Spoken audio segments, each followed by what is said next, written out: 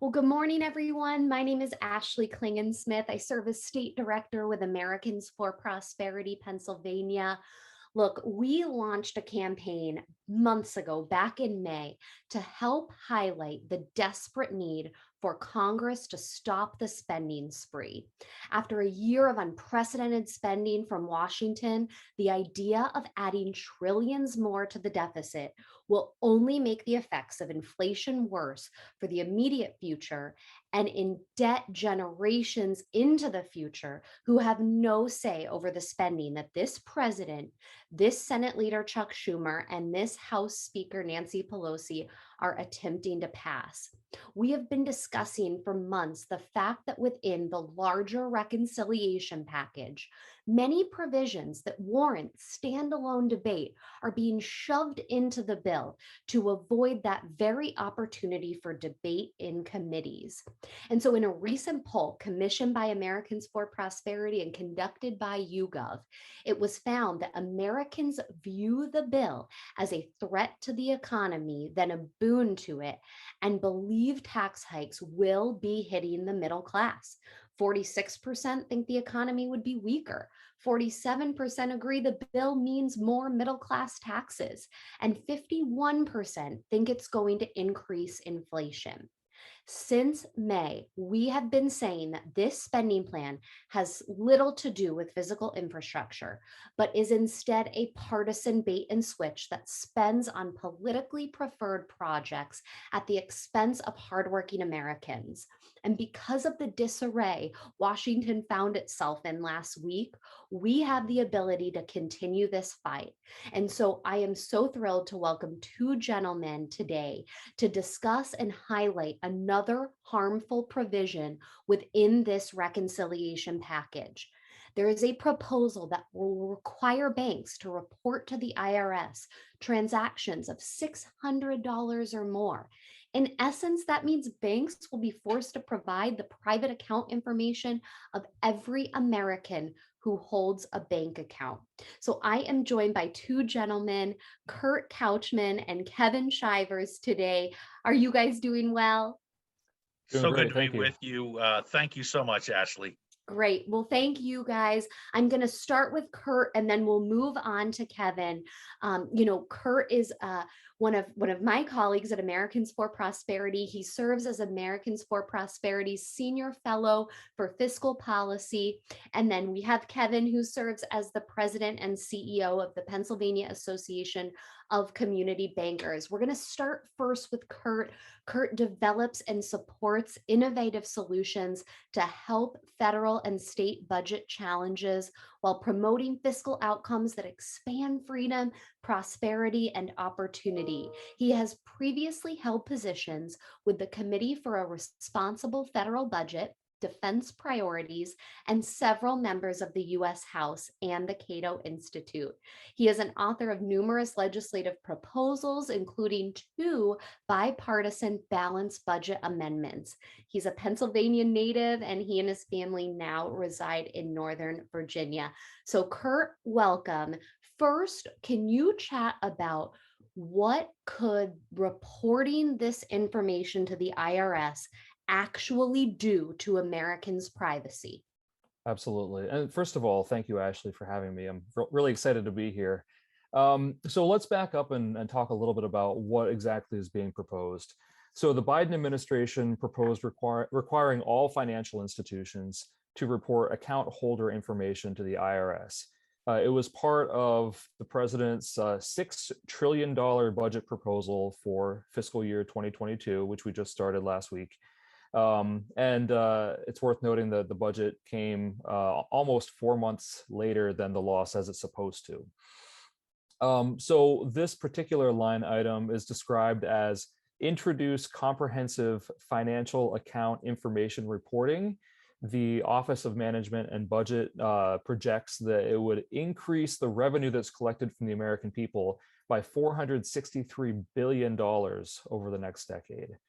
This is part of what they call the American Families Plan tax compliance agenda, which is kind of a fancy way of saying they're going to take a bunch of your money and then give some of it back to you, but most of it can only be used in quote unquote government approved ways. So in the description of this particular set of proposals, they say, quote, the president's proposal leverages the information that financial institutions already know about the accounts that they house. Now, supposedly, they claim that it's only, quote, total account outflows and inflows to existing reporting on bank accounts. But here's the thing. Congress writes legislation. The White House does not write legislation.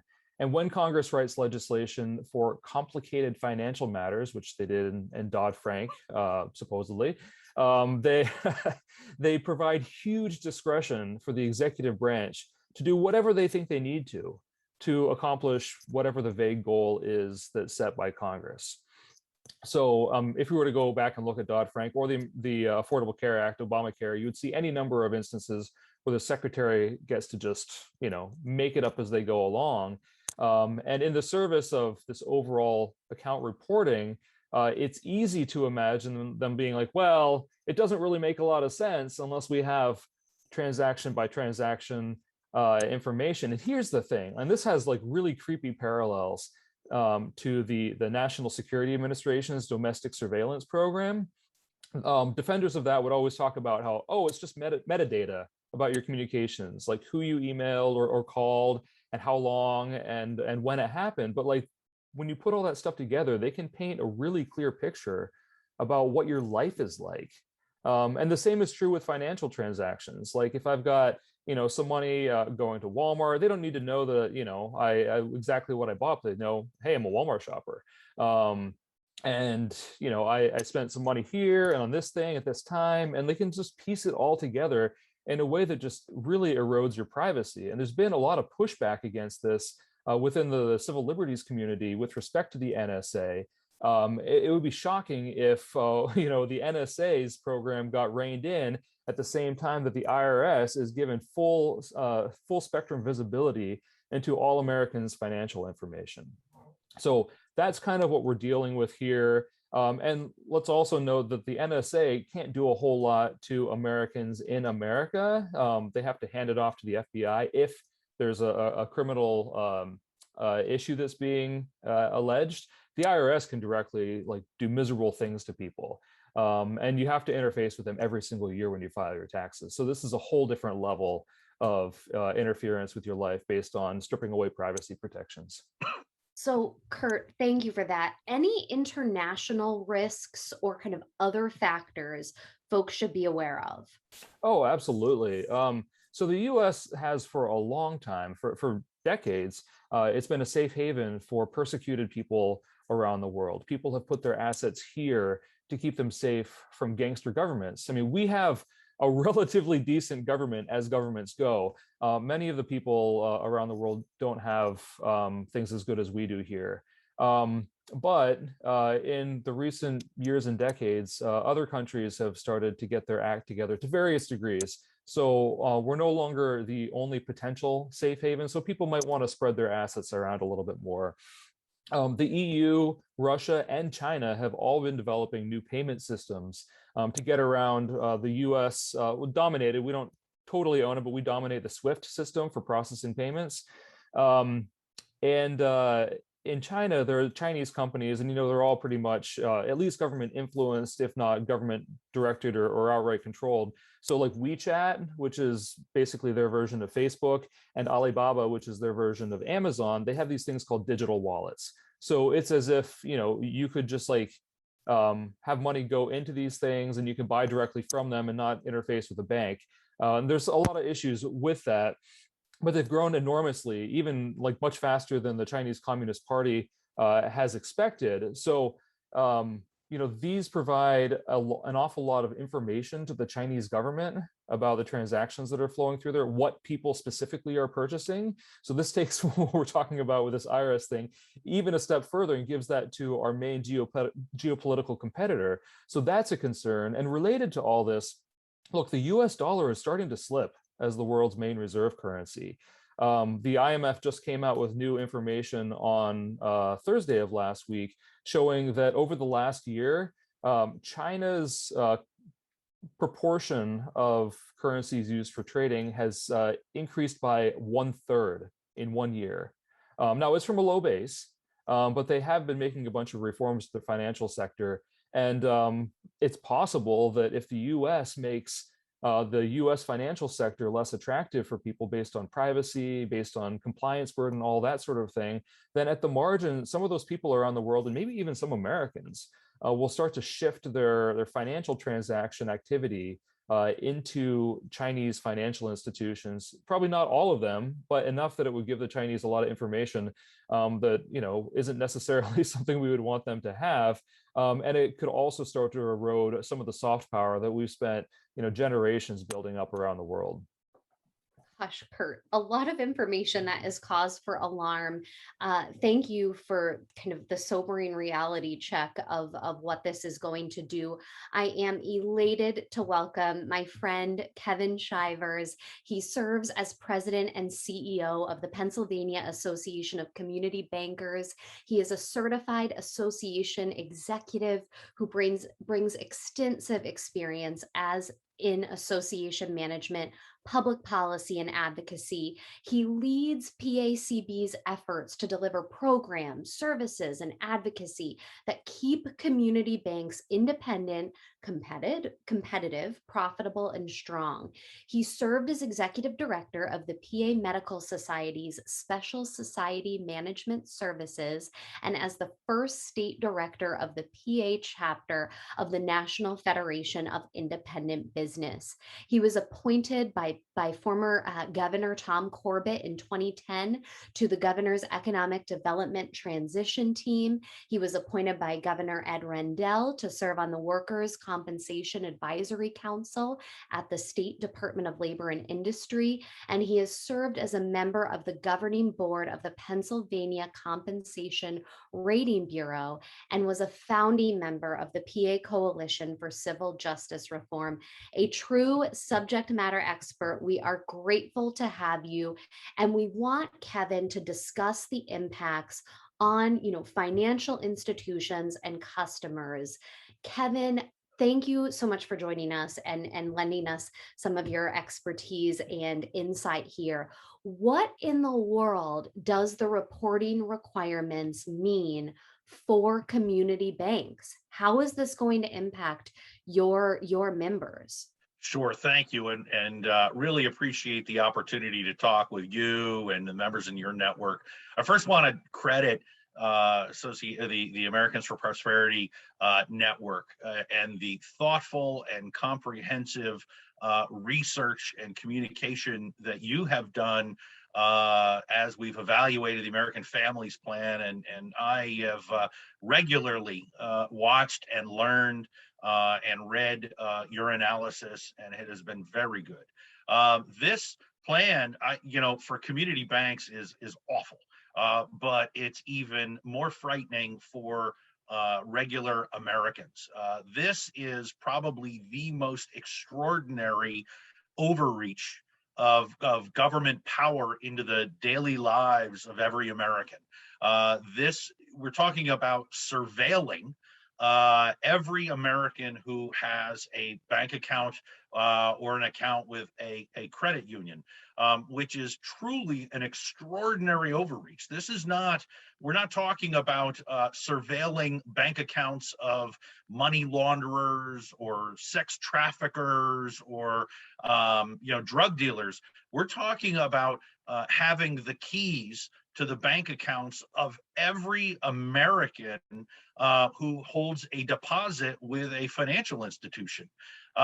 For the people that I represent, you're talking about an incredible burden. There's about 140 community banks here in Pennsylvania, and you're talking about forever changing the relationships that community banks have with their customers. The real difference between a community bank and any other financial institution is the close personal relationship. The CEO typically lives in the neighborhoods where most of the depositors are from. You need a loan. Well, local deposits are kept locally to help local small businesses and to provide mortgages for local residents in a community. Now you're asking those banks to turn over regular financial transaction data to the federal government. For what purpose, we don't know. And it truly is a reshaping of that relationship. We're already hearing, Ashley, from banks who are telling us that they have customers who already are saying that if this goes into effect, they're going to withdraw their deposits. What are they going to do with that money? We don't know. Are they going to put it under their mattress? Are they going to invest in some type of cyber currency that is not protected by the Federal Deposit Insurance Corporation? This truly is going to be a dramatic change in the way that we encourage banking and the relationships that customers have with banks in this country. So if you're a consumer, this is something to be very concerned about. The original threshold in this legislation was $600.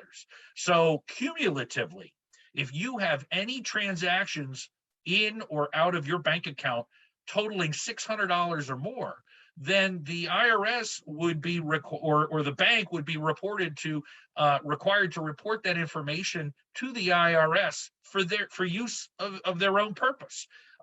Now, the Ways and Means Committee in the House of Representatives changed that legislation, that threshold, to $10,000. Again, that is cumulative. So most Americans who have a mortgage payment monthly or have to buy groceries weekly, those transactions alone total, in many cases, more than $10,000. And without you doing anything wrong, your bank would then be required to report your personal information to the Internal Revenue Service, which is truly an extraordinary overreach of government regulation and government oversight of our day-to-day lives. Kevin, can you just share what are you doing right now with your members across the Commonwealth to kind of scale their voice to our 20-member delegation here in the state? Sure. We're not leaving any grassroots stone unturned. This is an important moment for all Americans, not only for the banks, but if you have a bank account, or if you're a young person who someday will have a bank account of their own, it is important for you to get involved in raising your voice and letting Congress know, and in particular our congressional delegation know, just how truly onerous this particular regulation, this particular rule would be.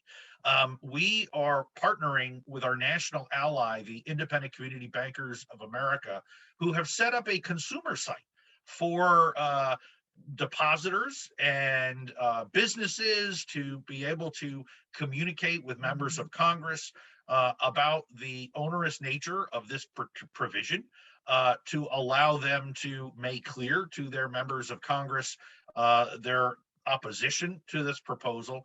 In addition, bank leaders are collecting stories from their depositors and their customers to relay to members of our congressional delegation as well. And it's not just in Pennsylvania. There is a comprehensive effort.